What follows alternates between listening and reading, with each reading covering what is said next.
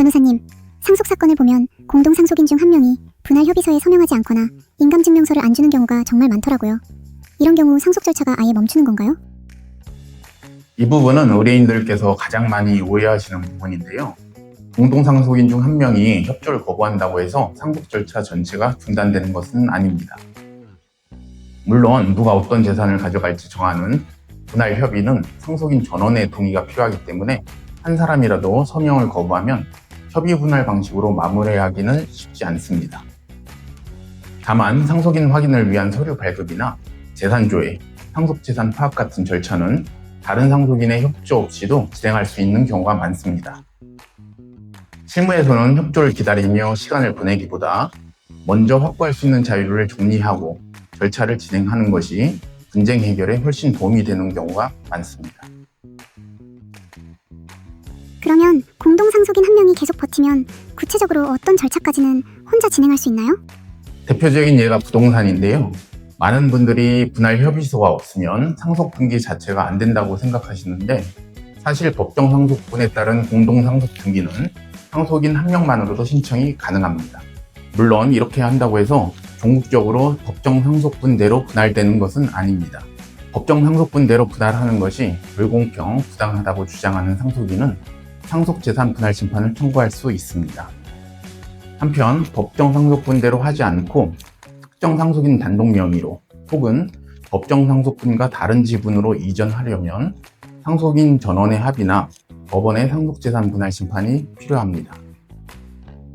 끝까지 협조하지 않는다면 결국 어떻게 해결해야 하나요? 법원으로 가야 하나요? 네, 협의가 계속 안 된다면 결국 가정법원 상속재산 분할 심판을 검토하게 됩니다. 이때 가장 중요한 건 기록입니다.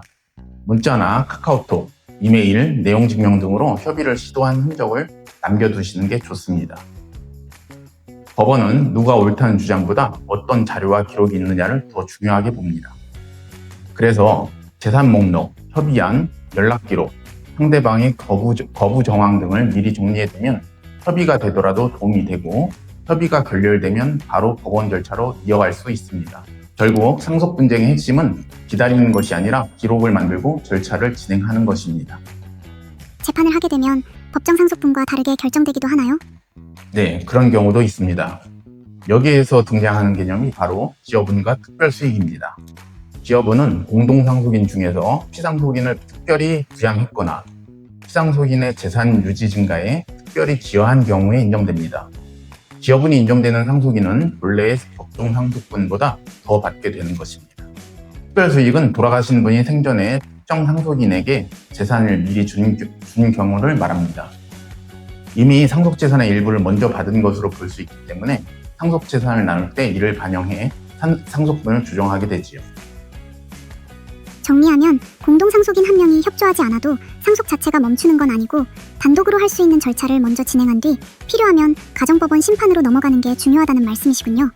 맞습니다. 상속은 감정보다 절차와 기록이 훨씬 중요합니다. 초기 대응을 어떻게 하느냐에 따라 결과가 달라질 수 있습니다. 오늘 영상이 도움이 되셨다면 좋아요와 구독도 부탁드리고요. 지금까지 법무법인 클래식 오대호 변호사였습니다. 상속 문제로 어려움을 겪고 계시다면 언제든 법무법인 클래식으로 문의해 주시기 바랍니다. 사건의 상황에 맞는 해결 방안을 함께 고민해 드리겠습니다. 감사합니다.